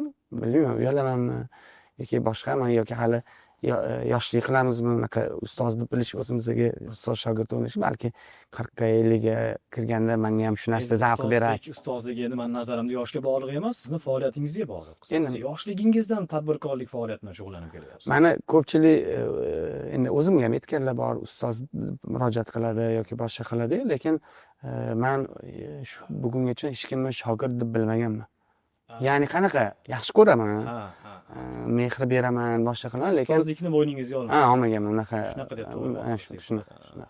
Bu yomon ma'noda emas. Yo'q, tushundim sizni. Bu qaysidir ma'noda bir kamtalik ham desak, nazarimda to'g'ri bo'ladi. Maqsad aka, mana ko'p bizneslarni sanadik biz, o'sha print o'zni sanadik, sentriz sanadik, kafe restoranlarni sanadik, avtomobil yuvish shoxobchalarini sanadik. Undan tashqari sog'lomlashtirish markazlaringiz bor. Bularni sanasak, ro'yxati ko'p. Niyatimiz yana ham ko'paysin, lekin menga qiziq bo'lgan joyi, har bitta tadbirkorlik faoliyatiga alohida energiya, alohida kuch, alohida salohiyat kerak bo'ladi va undan ham ahamiyatlisi vaqt. Qanday qilib hammasiga ulgurish mumkin? Xo'p, baribir har bitta yo'nalish boshlayotganda uni yaratishdan zapuskigacha o'zim bo'laman, har doim o'zim turaman va ishga tushgandan keyin ham kamida 6 oydan 1 oyda ko'proq o'sha yerga vaqt ajrataman. Va o'sha SEO deydim bugun nomini yoki bir upravляющийsi deydimi, boshqaruvchisini qo'yguncha, qo'ygandan keyin ham qani mana pocherkimda ishlatdim yo'qmi, ishni tizimlashtirgandan keyin va uni kuzatgandan keyin bugungi kunda mana menga juda ham ko'p yordam beradigan bu Telegram gruppalar, botlar, kanallar boshqaruv onlayn bo'ladi. Ko'proq vaqtim bemalol bu savolni ko'pchilik bergan menga. Hamma narsaga ulguraman. Dam olishga ham, har bitta ishxonaga borib kelishga ham va qo'yilgan mahsul menda rejalashtirish endi hammada har xil yozib yuradi. Menda shu balki yomon odatdir, yo'q u narsa. Esimda o'zida qoladi va bugungi rejalashtirgan narsalarimni bugun bitirmasam anaqa uspokoиться qilmayman anaqa. Menga yoqimli. Men hamma ishni Uxlolmaysiz. hamma ishni bajarib to'xtab, bo'ldi, hamma ishni qildim. Ya'ni bugun qilinishi kerak bo'lgan ishni ba'zi narsa, masalan, siz bilan indinga ko'rishishimiz kerak bo'lgan narsa uchun perejvat qilmayman. Lekin bugun qilinishiga bo'lgan Demak, buguningiz bilan yashaysiz. hammasini bitiraman. Hali shu narsa bo'lmadi, ulgurmay qoldim. Men sabablar bo'lmagan, hali ulgurmadim, qilmadim yoki xohlamadim. U narsa yo'q. Men nabarot qiynaydi u narsa. Lekin Hasan akam doim yozib yuradi. Ularda boshqacha. Doim yozib yuradilar. Biz ko'p marta uchrashganimizda ham albatta hatto shu yozishmalarimni tezda yozib qo'yib menga yuborib ham qo'yadilar biz kishi. Har bitta insonda o'zini qobiliyati bor-da. Masalan, men hozir farzandlarim katta bo'ldi. Qaysidir biznesga qiziqyapti, qaysidir undan qiziqmayapti. Bu qiziqishga ham bog'liq-da. Hammaga yuqtirgan narsasi bor. Ba'zida tadbirkorlik qilib o'zingiz zimmangizga shuncha javobgarlik olgandan ko'ra birovni qo'lida ishlab undan ko'p pul topishingiz mumkin. Ya'ni 1000 100% egasi bo'lgandan ko'ra 100 mingni 10% egasi bo'lgan yaxshiroq. Xotirjam undan ham ko'p, 10 barobar ko'p pul topasiz. U tadbirkor men uchun bu status emas, men uchun bu unvon emas. Men bu ishlarni qotganda tagida yotgan narsalar baribir bu moliya. Men pul topay va endi pul topishdan ham to'g'ri ma'noda bir oilamga, yaqinlarimga, jamiyatga bir foydali ish qoldirish, u pulni baribir o'lib olib keta olmaysiz. Shu yerga jamiyatga farqi yo'q. Masalan, qurayotgan o'sha restoran bo'ladimi, mo'yka bo'ladimi, fitnesmi, ishxonalarmi, baribir bizdan keyin qolib ketadigan narsalar shu jamiyatda qoladi, shu bizdan keyin farzandlarimiz va shularni kimlar rizqini qoladi, bo'ldi. Ya'ni topishdan maqsad shu. Bizneslaringizni aksariyati markazda. Eng qimmat joylarda sabab. Sababi o'sha men ba'zi so'zlarim boshqa joylarda ham aytgan bo'lishi mumkin, takroriy. Boy bo'lmoqchi bo'lsang, boylarning xizmatini qiling. Men har bitta qotgan segmentim, biznesim bu ya'ni o'rta va undan yuqori segmentlarga mo'ljallangan. Bu ya'ni insonlar o'qib ko'ngliga olmasa, bu men biznesmen sifatida aytaman. Men odamgarchilik yoki boshqa nuqtai nazardan emas. Tanlagan yo'ling. Masalan, iPhone ham arzon narsa chiqazmaydi, buni ham o'zining segmenti bor. Men tanlagan yo'lim o'rta va undan yuqori segmentlarga tanlagan va o'rta va undan yuqori segmentlar ko'proq baribir markazda yuradi. O'zi markazda yashamasa ham kunini o'tkazib keladi, boshqa qiladi. Va u narsani farazan qiling, men hozir 300 minglik mo'ykani man nomlasam yana o'sha odamlar xafa bo'lmasin, hozir bir lokatsiyasi chetroqda betonkadan qilsam, xuddi shu konsepsiyani, xuddi shunaqa narsani olsam narx tushadi. yurmaydi. O'z-o'zidan tushadi. Sababi baribir har bitta soha o'zini o'rni bor, o'zini joyi bor, o'zini kontingenti bor, o'zini auditoriyasi bor. Lekin u auditoriya uchun ham ishlayotgan tadbirkorlar yo'q emas, bor. Sizni yo'lingiz, uni to'g'ri qabul qilish kerak, to'g'ri tushunish kerak. Chunki rivojlangan mamlakatlarning har birida ham xuddi shunday segmentlarga alohida bo'linishdi. Kimdir qilish kerak-ku uni ham. Albatta, eng qizig'i joyi, eng qimmat joyda, markazda gigant loyiha Centris Tower. Hozirdan vahimasi boshlandi. Xo'sh, qanaqa loyiha o'zi? Hop, Centris Towers loyihasi juda ham ajoyib. Biz unga haligacha mana ulgurmaganlar ozgina qoldi. Loto ko'p emas, ovoliklar. Juda ham ko'pchilikning mehri bor. Ya'ni mehr deganda ko'ngilchanlik emas, kirishib mehr bor. Qalami bor. Juda ham kuchli, qalami kuchli odamlarning qalami bor. U loyihani biza davno o'zi bitirib bo'lgan bo'lishimiz ham mumkin, lekin biz shoshmasdan har bitta nuqtasiga sifatli qilib, ehtiyotkorlik bilan tagida juda ham katta maqsadda yotibdi. Bu narsani bizning maqsadimiz 100 yildan keyin ham turistlar bo'ladimi yoki o'zimizning nevaralar, farzandlar bundoq ko'rganda 100 yildan keyin ham ajoyib ko'rinishda va shu paytda zo'r qilishgan ekanda degan narsa yotibdi-da. O'sha uchun biz faqat pul qilish emas, o'sha bizdan keyin qolib bir ajoyib narsa qolishi va bugungi kunda ham mana o'zi aslida buni sotuvga qilmoqchi emas edik. Bizning loyihamiz 100-120 million dollar edi va mana shu konsepsiyani bo'lsin yaxshilansin deganda 200 million dollarga chiqib ketdi. Bu narsani ham o'zimiz tortib qila olardik, lekin muddatidan yutkazardik. Bizga o'sha kirish qismi bo'lganda yer hisobi va hokazo juda ham ko'p mablag' kirib qo'yganimizda, uni biz cho'zish bizga finansiy juda ham nevigidni bo'lardi. O'sha uchun sotishni qildik. Quruvchilar buni tushunadi. Bitta shuni o'zi kifoya, shu gap o'zi. Biz qurilish uchun 2 etaj 2 qavat yerto'la parkovkasini ruxsati bo'lgan qurishimizga yetadi. Bugungi kunda quruvchilar shu majburligidan kiritadi, chunki qurilishga ruxsat yo'qligidan. Biz o'zimizdan initsiativa kirib, uni 4 qavat qildik. Bu bizga har bitta etaji kamida 5-6 million dollar qo'shimcha qiymat qo'shiladi. U narsani biz sotmaymiz. Ya'ni tadbirkor uchun bu ortiqcha yuk. Yo'q, kerak emas. Ya'ni biz uni anaqa sotamiz, ketamiz desa, biz qilmasdik u narsani. Yo'q, biz u narsani keyinchalik to'g'ri. Hozir o'zida mana o'sha turibmiz. 2 yil oldin bu qaror qabul qilgan bo'lsak, o'sha mana sezilyapti. Ya'ni 2 yildan keyin bir joyga bormoqchi bo'lsangiz, o'ylaysiz, boshidagi joy bormi, yo'qmi qo'yishga. Taksida boringmi, peshkom boringmi yoki mashinada boringmi.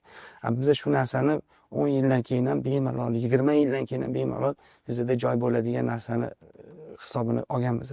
Ya'ni Centris Towersga boraman deganda, bo'ldi, muammo yo'q yo'qda bu. U nima beradi desangiz, u yerda 50% dan oshig'i o'zimizda qoladigan taqdirda ham, qolganlar mana rezidentlar sotib olganlar bo'lsa, o'sha muhitni, o'sha uslubiyalarni ular ham oladi. Ya'ni biz o'zimiz uchun qilgan narsani qolganlar ham foydalanadi. Bugungi kunda hech qaysi gostinitsada ham, biznes sentrda ham 700 kvadratlik lobbisi yo'q. Biz u narsani qilamiz birinchi bo'lib. Bizning har bir kvadrat metrga 10 ming dollardan smetr hisob berishdi. U taxminan 700 ga 7 million dollar o'zini remontini o'zi. Uni hamma foydalanadi. Bittaman yoki akam yoki Hasan akam yoki jiyanim bor foydalanmaydi. O'tdagi hamma rezidentlar va ishlovchilar ham u narsadan foydalanadi. O'sha uchun men aytayotganim, men o'sha boshida start berganimizda 2,5 mingmi 2600 dan berganda, men buni endi ichida boshidanman-da. Yaqinlarga aytdim, foydalan olinglar. Bu tan narxidan ham past dedim. İnsanlar, ba'zi odam ochiqchasiga aytdi, ba'zi odam indamay kulib qo'ydi.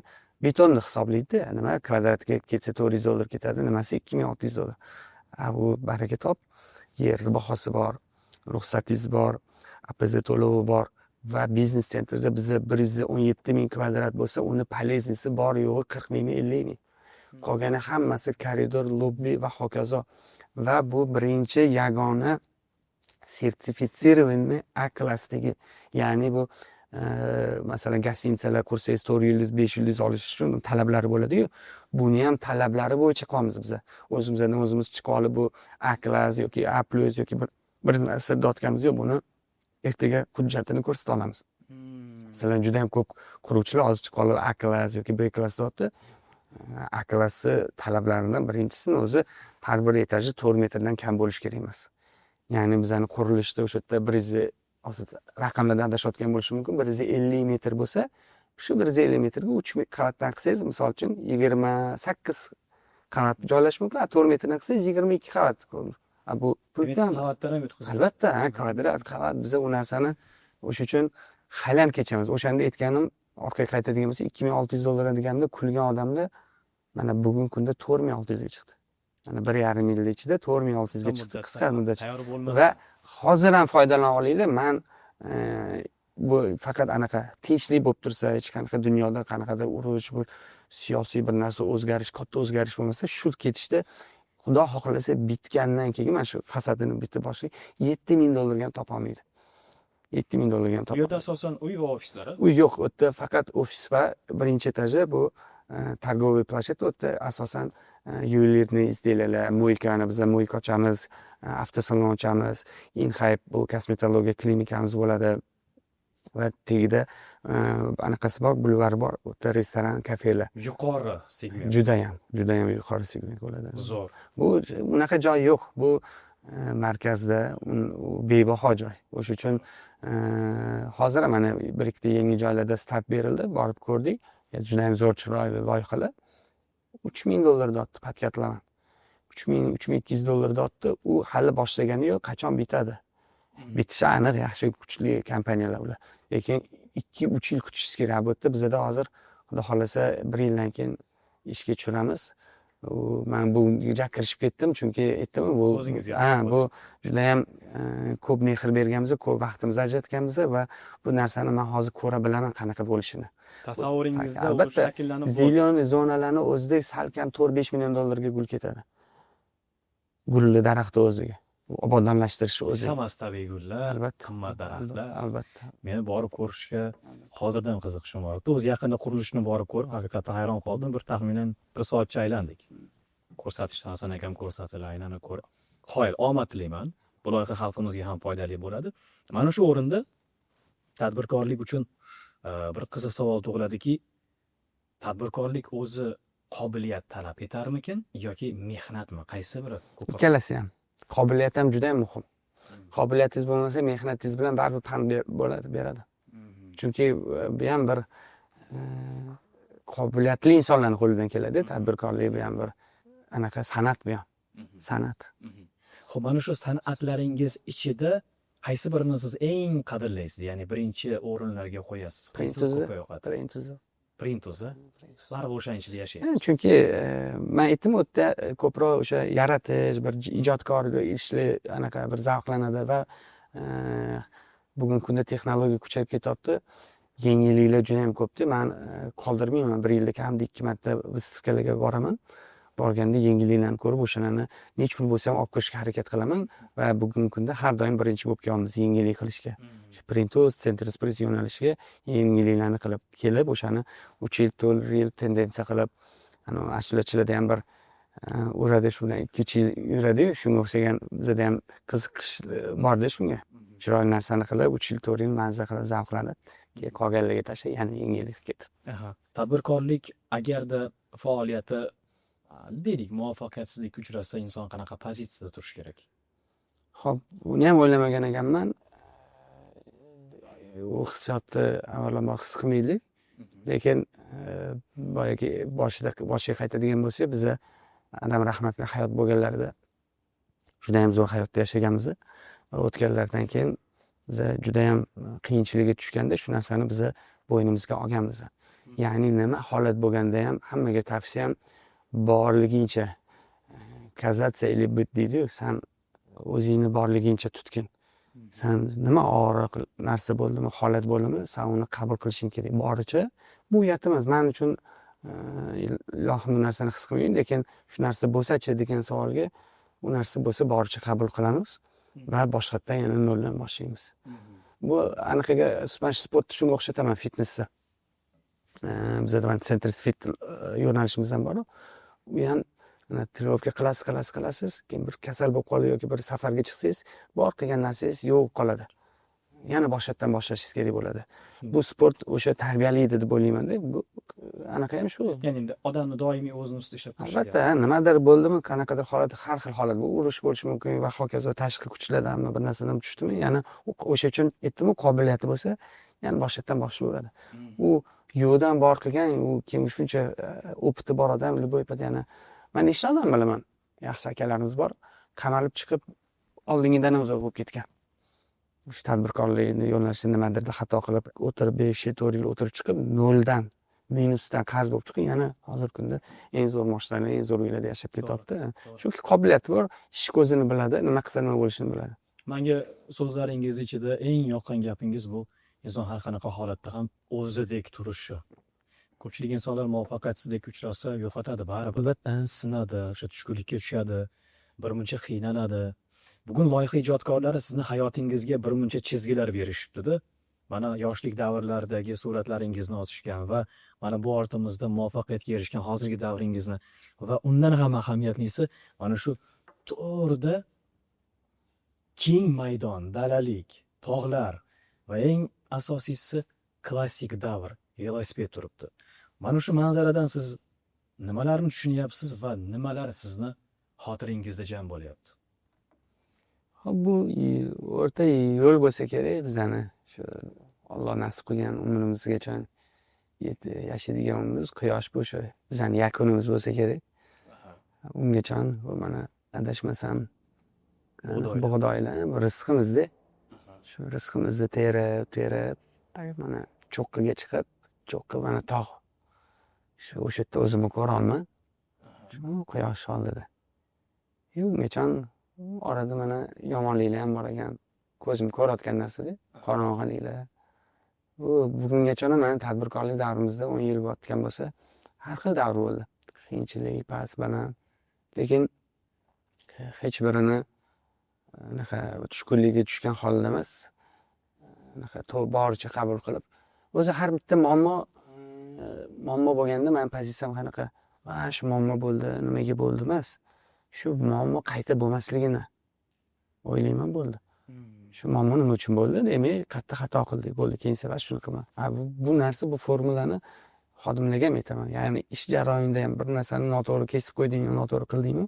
Va shuni mana shunaqa qilib qo'ydim emas. Sababini o'yla, nimaga qilding? Bo'ldi va shuni keyin safar qilmasligini o'ylagin, bo'ldi. Xato bizga u aslida zadacha bo'lish kerak-da. Keyingi safar shu narsani qilmaslik uchun. Bu manzarada men shunday narsani tushundimki, bugun siz to'g'ri ta'kidlab o'tdingizki, o'sha cho'qqida o'zingizni ko'rishingiz. Biz ham bunga tilakdoshmiz. Bu hayot yo'li desak, mana shu hayot yo'lida tomoshabinlarga nimalarni tavsiya qilasiz? Inson qanday bo'lishi kerak? Mana misol ko'pchilik tadbirkorlik faoliyati bilan shug'ullanayotganda albatta noto'g'ri chiziqlarni ham bosib o'tishadi. Noto'g'ri yo'llarni ular bilishadi, ba'zilari bilishmaydi. Inson hayotda shakllanishi, muvaffaqiyatga erishishi, ma'lum bir orzularni amalga oshirish uchun hayotda o'zi qanaqa bo'lishi kerak? Eng avvalambor to'g'ri bo'lish kerak, halol bo'lish kerak. Aslida bu bir yutuq emas. Inson tabiatan shunaqa bo'lishi kerak. To'g'ri, halol va o'sha aytganimdek boricha hamma narsani boricha qabul qilib va o'zini ham boricha ko'rsatish.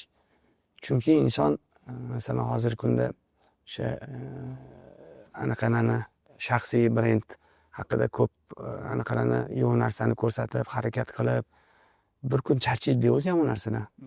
Deb buni o'ylab topish kerak.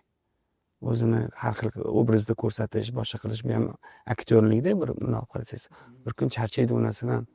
O'sha uchun hayotda o'ziga qo'yib berish kerak. O'sha birovlarni ko'zi kamera desak, misol uchun o'zi ko'rib, sani o'zingni yo'lingda ketib, kerakli cho'qqiga chiqqaningni hamma ko'radi, biladi. Uni shoshib, bir narsani yo'q narsani ko'rsatib, unga xarajat qilib, harakat qilish kerak emas. Intilish tanilishda emas. Intilish bir o'zidan kelgan bir yaxshi narsani qoldirib, insonlarga manfaat tegib, bugungi kunda hamma narsam bor, alhamdulillah. Ishlashdan maqsad nima unda desa, yana farzandlarimga va yaqinlarimga va bulardan ortsa yana tanish bilish o'rtoqlarga yaxshilik qilib, undan ham katta bo'lib ketganda, bir zavodlar, bir narsani egalari bo'lganda, yurtdoshlarimizga shu bir narsani sababchi bo'lish ish o'rinimi, eng zo'r ish o'rinlari, eng qimmat ish o'rinlari. Masalan, esimda Odil aka Zeramax 2008mida, 7mida bizada xodimlar 100 ming, 150 ming zo'r oylik bo'lganda, vaqt hammasi ketish boshladi. Desa, men Zeramaxga Uzgazolga ishga kiraman. Oddiy operator, operator emas, pistolet qo'yadigan 250 ming, 100 ming, 150 ming oldi, 250 ming bo'lib ketdi. Yoki zo'r o'zi hurmati bor odamlar operator bo'lib ishladi, $1,5 oylik beryapti degan. Hamma xursand bo'lib va hanuz endi u biznes nuqtai nazardan to'g'rimi, noto'g'ri bo'lganini bilmayman, lekin xuddi shu ko'rinishni to'g'ri film modelda qilish niyatim bor. Hanuzgacha hamma o'sha insondan rozi, xursand. Men bilgan to'g'ri, men ishlarni bilmayman kimdan norozi, lekin xalq, oddiy xalq o'sha yerda ishlab baraka topib, xursand bo'lib, bir kun kelib men ham shunaqa ish o'rin yaratayki, hozir kundagi 2 million, 3 million emas, o'sha bitta oilani bemalol unaqa ro'zg'ori but bo'lib, bugungi kunda misol uchun yaxshi oylikda ish bo'lsa, 10 million yaxshi oylik. Bo'ldi, eng kam oyligim 10 million bo'ladigan korxona yaratish. Xo'mas. Bu demak taxminan 4-5 yil nazarimda. Yo, unaqa uzoq muddatli niyatlarim yo'q men. Demak 1 yilda. Xudo xohlasa. 1 yilda sizning kompaniyangizda, tadbirkorlik faoliyatingizda 10 million oylikka ishlash xohlaysiz. Katta reja. Mana shunday rejalaringizda yana qandaylari bor biz bilmagan? Yurtdoshlarimizni qanaqa yangiliklar kutyapti? Axir siz kreativ jihat. Hozirgi eng katta yangilikdan bizani mana bu bosmaxona yo'nalishimizda Printuz Center Sprint deganim, ularni kengaytirish taraddudidamiz. Juda ham keng. Masalan, 200-300 xodim ishlayotgan bo'lsa, 1000-2000 ga yaqin xodimlar. Unga hamma sharoitni yaratamiz. Biz o'tga oddiy ishchidan top menejergacha kerak. O'sha uchun kimgadir ish kerak bo'lsa, Rossiyaga yoki Koreyaga ketishni o'ylamas. O'zimizda hamma sharoiti bor.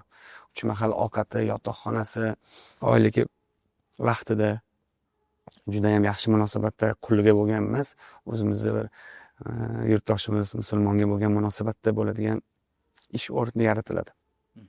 Undan keyin ketma-ket bizda mana yana ya'ni 1000 ta dona ish o'rni bo'ldimi, ish o'rni yo'qmi desa, yo'q, bizda ketma-ket hozir mana 2 ta restoran, O'zbekona, Dolcheta, undan keyin yana Centris Towers tegida avtosalon, mo'yka, 2 ta kafein, 3 ta restoran, fitness, hozir esimda bor shu kamida 10 ta yana yo'nalishdagi joy qolmasa, har biriga eng kamida 200 tadan yana 2000 ta, 4000 ta, 5000 ta. Men xudo xolasa 2026-yilda, 2027-yil boshida 4000-5000 ta xodim ishlab ishchi o'rni yaratish niyatimiz bor, xudo xolasa, va bu og'zaki niyat emas, faqat bu harakatdan boshlangan bunga. Bu uchun men hozirgi kunda masalan 8 ta odam ishlatayotgan bo'lsam, ishchilardan qiynalaman. Unda juda ham qiyinchilikka duch kelish xavotirim bor. Uni hozir o'sha rekruter deydimi, HR deydimi, shuni harakatiga tushganman. Shu narsalarni qo'yishga, o'sha uchun vaqtinglar bor, bemalol kelib hozirdan shogirdlik biza tekinga ishlaganmiz. Ya'ni Hasan Husan akamlarning qo'llarida yaxshi gapga, u norozi bo'lgan ma'noda emas, bu to'g'ri bo'lgan ma'noda.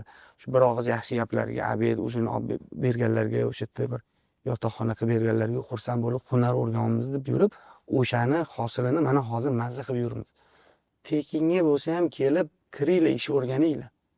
Bemalol, bu bitta manda emas, любой korxona, sen o'zingga ishonsang, sen zo'r qobiliyating bor bir ish.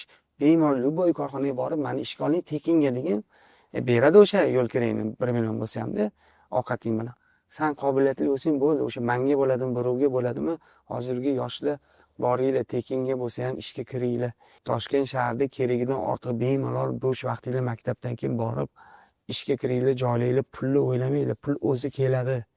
Kasbing, hunaring, bir narsani qo'lidan kelishni boshlasa, pul o'zi qidirib keladi. Hozirgi sen intilayotgan 1 million, 2 million, 5 million u hech narsa bo'lmay qoladi. Shunaqa nuqtaga kelasan, u instant o'qidigi 4 yilda. Bugungi kunda men hamma universitetni bilmayman, lekin 80-90% agar diplom uchun kirayotgan bo'lsa, kirmasin, vaqtini yo'qotmasin. Kerak emas. Nima qiladi? Undan ko'ra ishga kirib bir hunarni o'rgansin. to'g'ri, man o'qib bir yaxshi universitetlar, Inha bo'ladimi, Westminster bo'ladimi, butun bir maqtashganda man u tilda o'qimagan. Man masalan o'qigan Xintexda hech narsa bo'lmagan. Borib o'sha NBimiz bo'lmasligi uchun, bahoyimizni olish uchun borib o'tirib turib kelganimiz bo'ldi. Bitta man emas, butun potokdagi bolalar. U narsa Asosiy ta'lim hayotda. albatta, o'sha uchun hozir o'qiymishning desa, ish hunar o'rgangan deyman. Agar zo'r imkoniyati bo'lsa, o'qish ham pul bo'lib qoladi hozir. Yaxshi o'qish, yaxshi joylar pul. Bu yaxshi, to'g'ri. Demak, farzandlaringizga ham xuddi shunday deysiz. Albatta, nima qiladi agar o'qimasa, nima qiladi? Majburlab uni. Men uchun borib kelib, galichka uchun borib kelsa, uni vaqtini ketkazib, nima qilaman, umrini ketkazib. Aslida qaysi biri yaxshisi o'qisa yaxshi, albatta, u zo'r, undan zo'r. Yo'q, men bolalarimga ham ishni o'ylama, pulni o'ylama. Faqat o'qi, mana nima qo'shimcha darsing bormi, nima bo'lsa men turib beraman. Senga men investitsiya qilaman, faqat o'qi. Bittasi o'qiydi, bittasi o'qiysi kelmaydi. Yoki va hokazo. Bu bitta bandagi og'riq emas, hammadagi og'riq. Demak, farzandlaringizni majburlamaysiz. Yo'q. Va bu to'g'ri tarbiyada, to'g'ri? Men to'g'ri deb hamma uchun javob bera olmayman. Meni holatimda hozircha shunaqa to'g'ri. Ha. Tushunarli. Sizni bugun minglab, millionlab balki tomoshabinlar kuzatishyapti, so'zlaringizga ilhomlanishyapti. Ularga o'zingizdan samimiy tilaklaringiz, istaklaringiz. Alloh hammamiz ishimizga, oilamizga fayz bersin, baraka bersin. Biza o'zbekimizga o'sha o'g'limga ko'p aytaman-da, asosiy fanlarda tarixni ham qo'shaman-da, tarixni o'qi deyman. Nimaga degan savol berdim. Tarixi yo'q, insonni kelajagi yo'q. Biza O'zbekiston tarixini o'qib chiqsa, bizdan juda ham kuchli odamlar, ajdodlar chiqqanda va bu gen, bu qon bu. Va biza buni davom ettira olamiz. O'sha uchun biza kimligimizni bilaylik. Biza o'rnimiz bor, biza qul emasmiz, biza o'ris qo'liga yoki kimdir qo'liga borib qul bo'lib, yo'q, orzu qilmaylar chet elda Rossiyani, Koreyani, Amerikani. Men bilgan zo'r tadbirkor Amerikadan ham mana o'rtog'im bor mana o'zi. Qochib kelmoqchi. O'tdagi o'sha insonlarni aynib ketgani, yosh bolalarni o'sha hozirgi LGBT yo'nalishga targ'ib qilishi boshasi, u hamma narsani tashlab kelishga ham rozi bo'lib turibdi. Bugungi kunda bizada hamma narsa mumkin bo'lib turganda, xotirjam, hamma narsa bo'lib turgan paytda chet elda o'ylamaydi. Imkoniyat bo'lsa, o'qish kerak. Eng zo'r narsa o'qish. Agar просто tak borib kelmoqchi bo'lsanglar, hunar o'rganinglar. Bir odamni mahkam ushlash kerak, tekinga bo'lsa ham xizmatini qilish kerak. Bo'ldi. Bir kun kelib o'sha universitetda ham nimadir o'rgangan bo'lsa, 4 yil undan ko'ra Hasan akamni yoki shunga o'xshagan insonning yonida yurib, o'sha paytda bilinmaydi, og'irlik qiladi, yoqimsiz bo'ladi, lekin 4 yildan keyin mana biz 20 yildan keyin ham Hasan akamdan o'rgangan narsani bilan yuribmiz. Haligacha ish beradi, 10 yildan keyin, 20 yildan keyin. Va bu o'rgangan narsamni mana haligacha bolalarimga yoki o'sha xodimlarimga o'rgatib kelyapman. O'sha uchun boyaga aytganingizdek, ustoz shogirdlik kerak ekan. Albatta kerak. Keling, mana shu bugun sizni bir ustoz deylikda, tadbirkor bo'lmoqchi bo'lgan tomoshabinlarimizga 5 ta tavsiyani bering, qisqa bo'lsin. Birinchisi, Tadbirkorligami? tadbirkor bo'lmoqchi bo'lganlarga Shogird tushinglar. shogird tushish kerak. Ikkinchisi, Shoshmanglar. shoshmaslik kerak, sabr bilan. Sabr bilan. Qat'iyatli bo'linglar. Qat'iyatli bo'lish kerak. To'rtinchisi, To'g'ri so'z, to'g'ri va'dalashuv bo'lish kerak. to'g'ri so'z. So'zlashuv bo'lish Va kerak. so'nggisi, Shu xiyonat qilmasin birov. O'sha o'rganayotgan joyiga. o'zingizni boshida aytgan gapingiz ham bor. Qo'rqmaslik kerak. Qo'rqmaslik kerak. Beshinchisi. Hurmatli tomoshabinlar, bu xarizma loyihasi va bugungi mehmonimiz tadbirkor, qo'rqmas ijodkor desak ham bo'ladi. Maqsad Mansurov. Katta rahmat suhbat uchun. Juda ham mazmunli va foydali suhbat bo'ldi. Rahmat.